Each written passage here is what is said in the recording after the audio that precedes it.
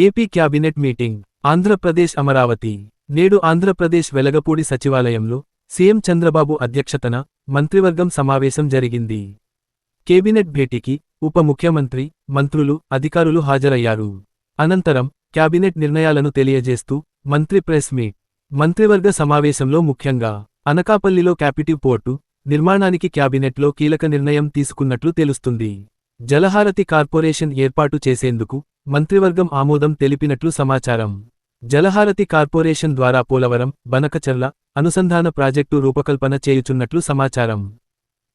ఈ రోజు ఒక మంచి నిర్ణయం ఏదైతే ఆర్సిలరీ మెటల్ నిసాన్ స్టీల్ ఇండియా లిమిటెడ్ దాదాపు 1,35,000 కోట్లు 2 ఫేజెస్ లో స్టీల్ ప్లాంట్ ఏదైతే 17.8 మిలియన్ టన్నుల స్టీల్ ఉత్పత్తికి ఏదైతే ప్రతిపాదన చేసిందో అది వాస్తవ రూపం ధరించడానికి కావాల్సిన నిర్ణయాలు ఈ రోజు తీసుకోవడం జరిగిందని చెప్పేసి మనం చేస్తాను. ఈ స్టీల్ ప్లాంట్ కోసం మరి ఈ ఆర్సిలరీ మెటల్ సంస్థ వారు ఒక క్యాప్టివ్ పోర్ట్ కావాలని చెప్పేసి కోరటం, డిఎల్ పురం అనకాపల్లి డిస్ట్రిక్ట్ లో డిఎల్పురం అనే విలేజ్ లో 2.9 కిలోమీటర్ వాటర్ ఫ్రంట్ తో ఒక క్యాప్టివ్ పోర్ట్ వాళ్ళకి ఇవ్వటానికి మంత్రి మండలి ఆమోదించింది. ఆ క్యాప్టివ్ పోర్ట్ ఇవ్వటానికి కేజీపీఎల్ కాకినాడ గేట్వే పోర్ట్ లిమిటెడ్ కి సంబంధించిన కన్సెషన్ అగ్రిమెంట్ లో కొన్ని క్లాజెస్ ని మోడిఫై చేయాల్సి వచ్చింది. 30.11 Indian port act 1908 and amendment of class 30.11 దీన్ని అమెండ్మెంట్ చేయడం మూలంగా, ఎందుకంటే ఆ కన్సెషన్ అగ్రిమెంట్ లో దానికి ఇంత డిస్టెన్స్ లో ఇంకో కొత్త పోర్టు కి ఇవ్వకూడదు అనే నిబంధనలు ఉన్నాయి. కాబట్టి ఇది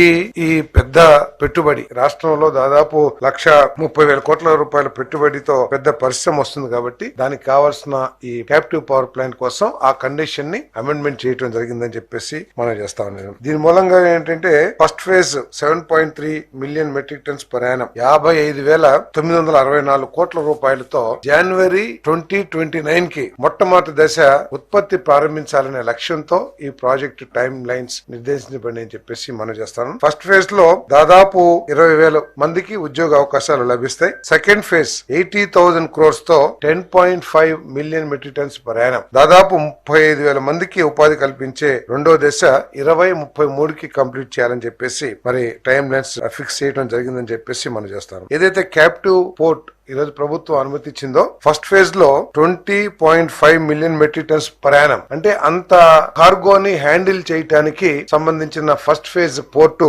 5,816 కోట్ల రూపాయలతో నిర్మించబడతా ఉంది. దానివల్ల 1,000 మందికి ఉపాధి అవకాశాలు లభిస్తాయి. ఇది కూడా జనవరి 2029 అంటే ఫ్యాక్టరీ అయిపోయేటప్పటికి ఇది కూడా సిద్ధం అవుతుందని చెప్పేసి మనం చేస్తాం. అదేవిధంగా సెకండ్ ఫేజ్ ఏదైతే 10.5 million metric tons per annum రెండో దశ ఉందో అది అయిపోయేసరికి ఇంకొక సెకండ్ ఫేజ్ క్యాప్టివ్ పోర్ట్ లో సెకండ్ ఫేజ్ 5,382 కోట్ల పెట్టుబడితో 5,000 మందికి ఉపాధి కల్పించే క్యాప్టివ్ పోర్ట్ సెకండ్ ఫేజ్ కూడా పూర్తవుతుందని చెప్పేసి ఈ సందర్భంగా తెలియజేస్తా ఉన్నాను. మరి దీని మీద ముఖ్యమంత్రి గారు ఈ ప్రాజెక్ట్ కి ఎటువంటి అడ్డంకులు లేకోకుండా ఈ ప్రాజెక్టు అనుకున్న నిర్దేశిత సమయంలో పూర్తి కావటానికి అన్ని విధాలా కూడా చర్యలు తీసుకోవాలని చెప్పేసి మరి ఆదేశాలు ఇవ్వడం కూడా జరిగిందని చెప్పేసి మనం చేస్తున్నాం. ప్రెస్టీజియస్ ప్రాజెక్ట్ ఈ రాష్ట్రంలో అన్ని ప్రాంతాలు సర్వతోముఖ అభివృద్ధి చెందటానికి ముఖ్యమంత్రి గారు పడుతున్న తాపత్రయం కానివ్వండి, లేకపోతే ఆయన చేస్తున్న ఆలోచనలు కానివ్వండి, పోలవరం బనకచర్ల లింక్ ఉందో ఆ ప్రాజెక్టు నిర్మాణం కానివ్వండి, సర్వే కానివ్వండి, ఇవన్నీ చేయటానికి ఒక కంపెనీని ఏర్పాటు చేయాలని చెప్పేసి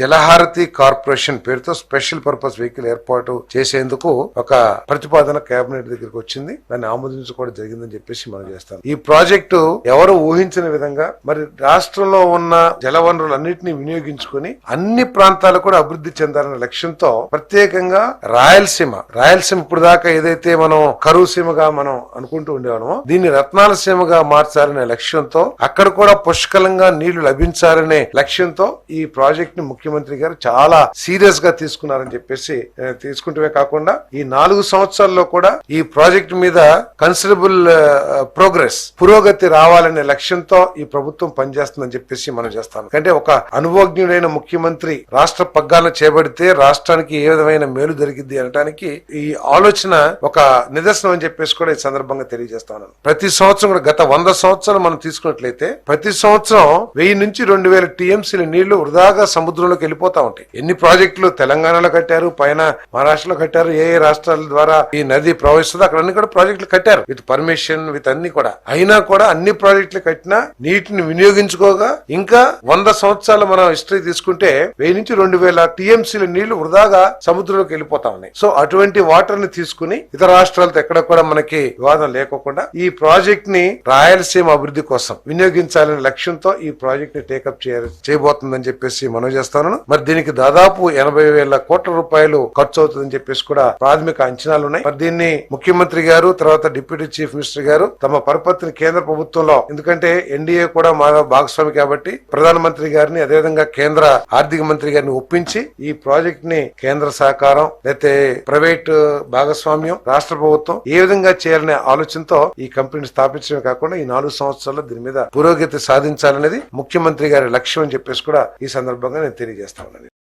Get your personal loan today through BSK Associates. యువ భారత్ టీవీ నందు మీ పర్సనల్ ఇంటర్వ్యూ మరియు వ్యాపార ప్రకటనల కొరకు ఈ నెంబర్ని సంప్రదించండి. వీక్షకులకు ధన్యవాదాలు.